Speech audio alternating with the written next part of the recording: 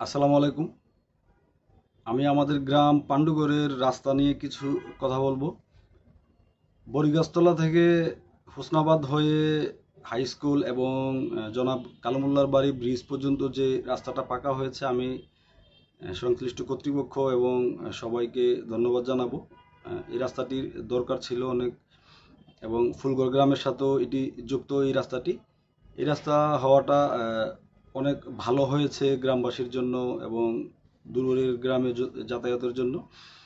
বর্তমানে বরিগাছতলা থেকে আমাদের কবরস্থানের আগে দিয়ে যে ব্রিজটা গেছে সেখানে, অর্থাৎ দক্ষিণ পাড়ার যে রাস্তাটা, সেটা একদম আমাদের মোল্লাবাড়ি যেটা বলা হয়, জামাল মোল্লা সাহেবের বাড়ি পূর্বপাড়া একদম, সেই বাড়ি পর্যন্ত নতুন একটা রাস্তার কাজ শুরু হয়েছে সম্প্রতি। এটা আগেই আছে, সড়ক করা আছে, কাঁচা সড়ক।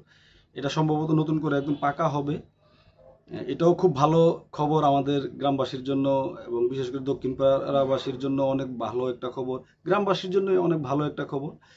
তবে আমি যে বিষয়টা নিয়ে এই ভিডিওটা করছি সেটা হলো, বরিগাছতলা থেকে সোজাসুজি যে রাস্তাটা গ্রামের মধ্য দিয়ে গিয়েছে, আমার যেটা জনাব আফজাল মির্জা সাহেবের বাড়ি, তারপর রব্বান মোল্লা সাহেবের বাড়ি, তারপর কাশেম কাকার দোকানের পাশ দিয়ে যেটা মোল্লাবাড়ি হয়ে মসজিদের সাথে পর্যন্ত লেগেছে যে রাস্তাটা, অর্থাৎ গ্রামের ঠিক মাঝখান দিয়ে যে রাস্তাটা আছে, এই রাস্তাটা কিন্তু গ্রামের সবচেয়ে প্রাচীন রাস্তা। এবং আমি আমার শৈশব থেকে, এবং আমি আমার বাবার কাছ থেকে যতটুকু শুনেছি, এটা অনেক আগে থেকেই দূর দূরান্তের গ্রামগুলোর সাথে পূর্ব পশ্চিমের যে গ্রামগুলো আছে, এই রাস্তাটা দিয়েই যাতায়াত মানুষের। অর্থাৎ দূরের মানুষ যখন পান্ডুগড় গ্রাম দিয়ে অন্য কোনো গ্রামে যেত, তাহলে এই রাস্তা দিয়ে পূর্ব দিকে গেলে, পশ্চিম দিকে গেলেও আবার এই রাস্তা দিয়ে। তো এই রাস্তাটা দিয়ে আমরাও কিন্তু আমাদের শৈশবে যাতায়াত করেছি। অর্থাৎ আমি যদি একটু সুন্দরভাবে বলি, যে পান্ডুগড় গ্রামের মধ্যে গ্রামবাসীর এবং অন্যান্য গ্রামের মানুষের যাতায়াতের জন্য এটাই সবচেয়ে বড় রাস্তা ছিল, পায়ে হাঁটার রাস্তা। তো এই রাস্তাটা যদিও সড়ক হয়েছে, হাঁটা চলার জন্য, গাড়ি চলার জন্য সড়ক হয়েছে, কিন্তু এটা পাকা হয়নি। বিভিন্ন কারণে হয়নি, এটা গ্রামবাসী জানে, বা আমিও তেমন জানি না, তবে শুনেছি কি কি কারণে এটা হয়নি, হতে পারতো, হয়নি। তো সেটা আসলে অনেক বছর আগের কথা। এই অবস্থায় গ্রামের উত্তর দক্ষিণ, অর্থাৎ আমাদের গ্রামটাকে যদি রাউন্ড করি, তাহলে চারদিকেই কিন্তু এখন পাকা রাস্তা প্রায় হয়ে যাচ্ছে প্রায়।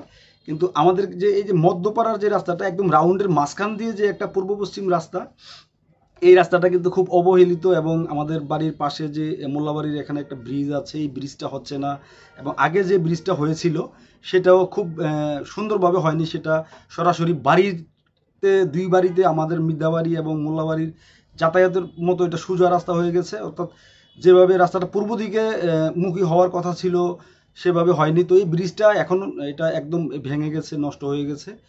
তো এখানে একটা ব্রিজ প্রয়োজন, এবং এই রাস্তাটা হওয়া খুব জরুরি। এখানে শুধু গ্রামবাসীর জন্যই না, দূর দূরান্তে যোগাযোগের ব্যাপারটাও, যদিও এখন গ্রামের মূল যোগাযোগ হয়ে গেছে, এখন উত্তরপাড়া দিয়ে স্কুলের পাশ দিয়ে রাস্তাটা ফুলগড় যাওয়া যায়, বা পূর্ব বা সব দিকে হয়ে গেছে। কিন্তু এই যে মধ্যপাড়া, আমাদের গ্রামের মাঝ বরাবর যে রাস্তাটা, এখানে বিভিন্ন মোল্লা বংশের মানুষ আছে, মৃধা বংশের মানুষ আছে, অনেক মানুষ আছে।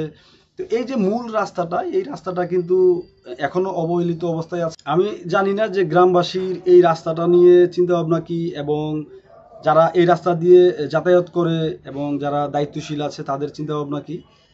আমি পান্ডুগড় গ্রামের একজন বাসিন্দা হিসেবে, সন্তান হিসেবে, আমি চাই এই রাস্তাটি পাকা হোক, যাতায়াতটা অনেক সুন্দর হোক। যেহেতু এটি গ্রামের প্রাচীন রাস্তা, বিভিন্ন গ্রামে একদম মাঝপথ করে যোগাযোগের একটি রাস্তা, এবং অনেকগুলো পরিবার, অনেকগুলো বাড়ি এখানে এই রাস্তার আওতাধীন আছে। এই রাস্তাটি পাকা হওয়া জরুরি।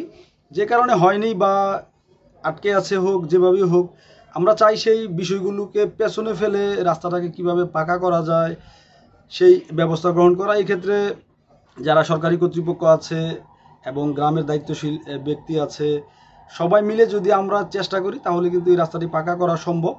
এবং আমি বিনীত অনুরোধ জানাবো যে কোনো ভুল বোঝাবুঝি বা কোনো কিছু জটিলতা থাকলে সেগুলো নিরসন করে এই রাস্তাটা পাকা করার জন্য যা যা করণীয় গ্রামের যারা দায়িত্বশীল মানুষ আছেন এবং যারা সরকারি কর্তৃপক্ষ আছে তাদের দৃষ্টিতে কিভাবে আনা যায় এই রাস্তাটি পাকা করার জন্য সেই ব্যবস্থা সবাই মিলে করবে। আসসালামু আলাইকুম।